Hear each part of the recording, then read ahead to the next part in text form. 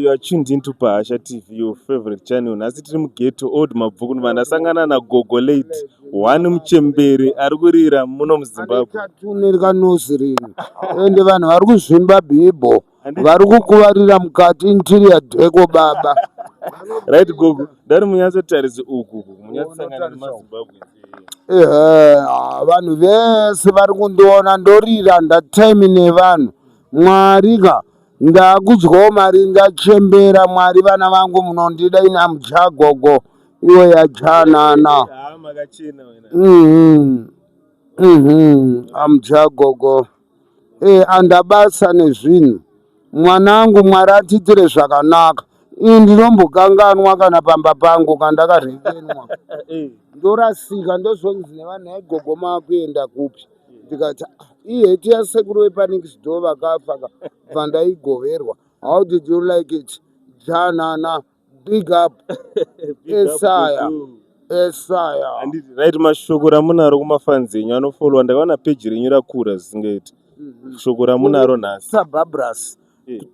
Ndakariona makachena futi. Ndakapindirwa kabva ndakudaizvo. Panapa ndokona kuvamodherera mastep apa maslippers ndokumodherera kudai. Alright. Shoko rekupedzisira tisati tati bhabhai kumaviewers edu akatarisa panonzi Bahasha TV. Ndati mungomhorese mafanzi ePahasha TV. Bahasha TV. But varume vacho ngavavaregere kuita makuhwa. Tichavatengera branga vamwe hwahwa vaite vanga gogoreti ina handina kana TB kana shuga kana BP hanzi drink mukaverenga Proverbs 31 567 Proverbs 31 567 that's my house number. Handina BP yepadhensura baba kumba kwangu kwakafiwa kuzoti AIDS payakaita counter attack mapiritsi vanhu vakamara ini nangu handakana BP ndotoitisa vanhu shuga. Uri safe kunge omo. Baba ndodarikwa nekanoziri apa kana makubaya woka mumba mandipasisa mamwe mapena ndovanangoti bo udaiso intelligence baba.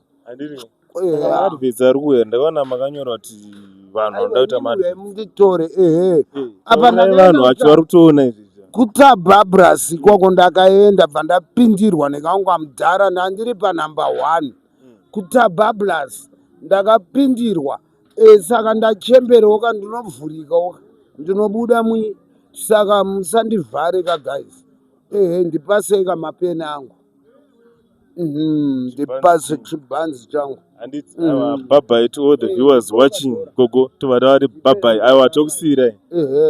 Asikana vana vangu mwaraku imboti kana mune show my house hamba my house number isimba yevabereki vanhu vanotozvimba bhibho vakandiona ndinemba ndakazvarwa muno amunoterogist ndotokwidza kana rent.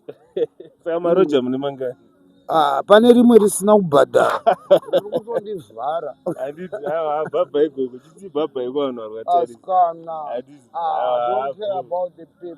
vari ina handitaurise ndoda hwahwa ndakabva tarisei makumba angu apa tatu toita plan handiti so viewers thanks for watching.